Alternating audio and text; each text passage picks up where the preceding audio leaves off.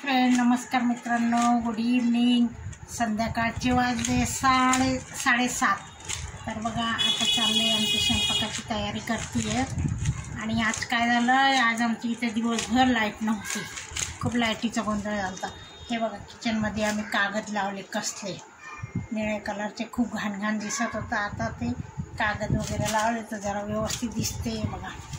तर आता इथे मी लागली स्वयंपाकाला काय करावं तर ती खिचडी भात, हे कांदा आणि वाटाणा, आता शिमला मिरची वगैरे घेते आणि ते टाकते. आणि इथे तांदूळ वगैरे निवडून ठेवले. हे आमचा हिमांशू बघत नाही, सॉरी, काय करतोय, टाइमपास. त्याला आहो क्यूब खेळतोय. आणि काय म्हणा मित्रांनो, इतकी गरमी होती, तुमच्याकडे पण खूप गरमी होत असेल. फॅनची तर काही हवा वाटत नाही बघा, नुसता फॅन फिरतोय आणि त्याची पण गरम हवा येते.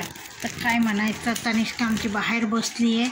मी आता शॉर्टकट स्वयंपाक करणार आहे, खिचडी भात. मला लई कंटाळा आला आहे, 4-5 घरांची कामं करू लई कंटाळा येते. आपल्या घरी करायला कंटाळाच येतो मित्रांनो, स्वयंपाक करायला कंटाळा येतो लोकांचं, आपण पटापट करतो. तर आता हिमांशूची माझी लागली आहे, जा दूध घेऊन ये. तर दूध घ्यायला जायला. आणि काय झालं, गल्लीमध्ये बाया म्हटलं, आता आमच्या शेजारी लेडीज आहे, बाया म्हणते, मी सगळ्या मैत्रिणी वगैरे आमचे हिमांशूतलं मार्केट छान पडले आहे, तर पेढे मागत आहे. तर चला मित्रांनो, म्हटलं असं तनुचे पप्पा आले की त्यांना सांगते पेढे घेऊन या, नाही तर हिमांशूला सांगते तो घेऊन येईल आणि मग पेढे वाटते. या तुम्ही पण पेढे खायला, तुमचे पण मुलं पास झाले असतील, छानपैकी मार्क पडले असेल. तर आमचा हिमांशू पण पास झाला, छान मार्क पडले, त्याला खूप आनंद झाला. तो एक आनंद वेगळाच असतो. हा काय म्हणायचं होतं मला, त्याला ट्युशन काहीच नव्हती, त्याने खूप अभ्यास केला, पण त्याला जेवढी अपेक्षा होती तेवढं नाही भेटले. मग त्याचं समाधान झालं. म्हटलं जाऊ दे हिमांशू, 1.5 लाख मार्क पाडले तुझे. तेच तर, ट्युशन नाही, त्याला आमची जाणीव आहे, घराची पण जाणीव आहे. 1.5 लाख होती. हो, आमच्याकडे ट्युशनची फी 1.5 लाख रुपये होती. ट्युशनवाले 70% वर आहे. बघा, ट्युशनवाले मुलं 70% आहे. मग आमचा हिमांशूनी पण छान मार्क पाडले ना, आहे ना. मग बिना ट्युशनचं अजून काय पाहिजे.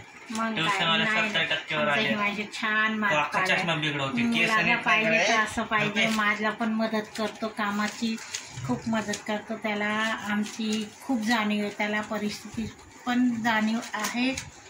तर काय म्हणायचं मित्रांनो, हिमांशूसारखी मुलं सगळ्यांना असावे.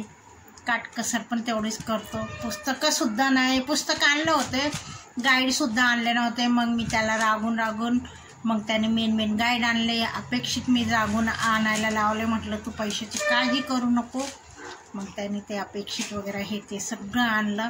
तेव्हा त्यांनी अभ्यास केला. आणि लाईटीचा उजळ पप्पांना डोळ्याला त्रास होतो, पप्पांची झोप होत नाही, म्हणून त्यांनी बाथरूमचा लाईट लावून अभ्यास केला.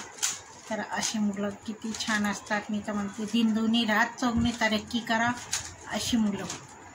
तर चला मित्रांनो, आता मी लागते स्वयंपाकाला, कारण लई उशीर होऊन जातो स्वयंपाकाला. मग गरम गरमीचं नको वाटतं. तर खिचडी आणि कढीच करणार आहे, आणि आमच्या घरात सगळ्यांना आवडते. तर आता चला.